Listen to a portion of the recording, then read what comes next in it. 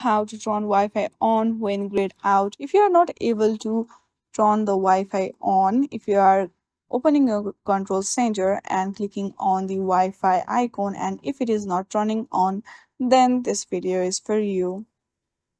To fix this issue, first of all, go to your settings and hit on the screen time. From there, scroll down and then go to the content and privacy restriction and turn it off. Enter your password and go back to your setting page. From there, hit on the general and check if any options is available. If there are any, then please do update your app by using cellular data.